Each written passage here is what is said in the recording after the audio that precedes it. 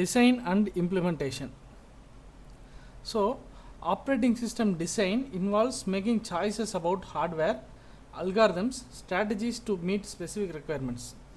அதாவது என்னென்னா ஒரு ஆப்ரேட்டிங் சிஸ்டம் டிசைன் பண்ணும்போது அந்த ஆப்ரேட்டிங் சிஸ்டம் எண்டு ப்ராடக்டாக வரும்போது என்ன ஃபீச்சர்ஸ் எல்லாம் இருக்கணும், அதில் அதோடைய ஃபைனல் அப்ஜெக்டிவ் என்ன, யூஸருக்கு அது என்ன வகையில் பெனிஃபிட் கொடுக்குது, அதை எல்லாத்தையும் டிசைட் பண்ணுறது தான் ஆப்ரேட்டிங் சிஸ்டம் டிசைன். ஸோ அதை எல்லாத்தையும் பொறுத்து தான் ஆப்ரேட்டிங் சிஸ்டம் டிசைன் இருக்கணும்.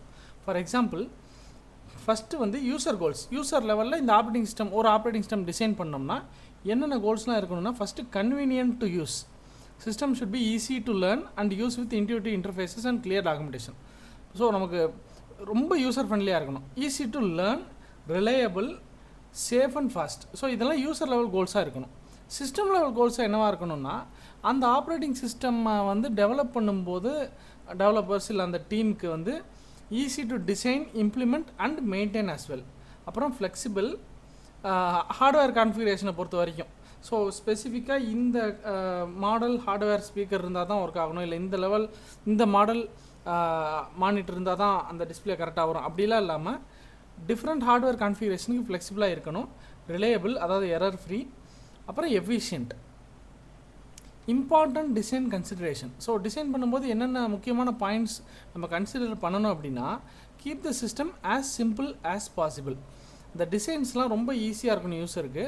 எஃபிஷியன்சி, அப்புறம் flexibility and extensibility. So future changes, future enhancements. நம்ம இப்போ ஒரு பேசிக் ஃபீச்சர் இம்ப்ளிமெண்ட் பண்ணியிருப்போம் ஆப்ரேட்டிங் சிஸ்டமில். சூழ்நிலைக்கு ஏற்ற மாதிரி சில மாடியூல்ஸ், சில ஆப்ரேஷன்ஸே மாறும். அப்போ நம்ம இருக்கிற அப்ளிகேஷனில் இல்லை இருக்கிற சாஃப்ட்வேரில் பேஸ்லேருந்து சில விஷயங்கள் மாற்ற வேண்டியதாக இருந்தால் கூட அதை நம்ம மாற்றக்கூடியதாக இப்போ நம்ம க்ரியேட் பண்ணுற ஃபுல் ஆப்ரேட்டிங் சிஸ்டம் இருக்கணும். அந்தளவுக்கு ஃப்ளெக்சிபிளாக இருக்கணும். Portability and security. Separation of policy and mechanism. So separation of policy and mechanism is an important design principle. So இந்த design principle follow பண்ணணும்னு சொல்கிறாங்க. Policy determines what will be done while mechanism determines how it will be done. So policy and mechanismனா, பாலிசினா என்ன பண்ணணும் அப்படிங்கிறத decide பண்ணும், mechanism எப்படி பண்ணுங்கிறத determine பண்ணும்.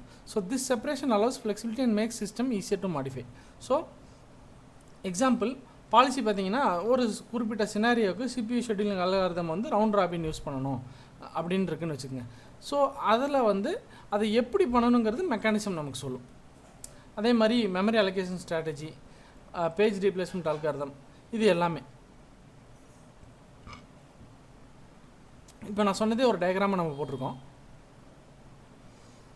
Implementation approaches. ஸோ இந்த ஆப்ரேட்டிங் சிஸ்டம் இந்த லெவலில் டிசைன்லாம் இப்படி இருந்தால் ஓகேன்னு எல்லாம் டிசைன் பண்ணிவிட்டு இம்ப்ளிமெண்டேஷன் எப்படி இருக்கணும் அப்படின்னா, ஃபஸ்ட்டு எப்படி இருந்துச்சு இல்லை எப்படி இருக்கணும் அப்படின்னா, early operating system were written in assembly languages. Advantages என்னென்னா, faster execution, direct hardware access. ஏன் அப்படின்னா, அசம்பிளி லாங்குவேஜ்னால் என்ன, நமக்கு நடுவில் இன்னொரு இன்டர்பிரேட்டர் தேவையில்லை. டைரெக்டாக அது வந்து மிஷின் லாங்குவேஜாக இருக்கனால டைரெக்டாக ஹார்ட்வேர் ஆக்சஸ் பண்ணும். ஸோ நமக்கு வந்து குயிக்கஸ்ட்டாக இருக்கும். பட் டிஸ்அட்வான்டேஜ் என்னென்னா, non portable, difficult to maintain, time consuming development.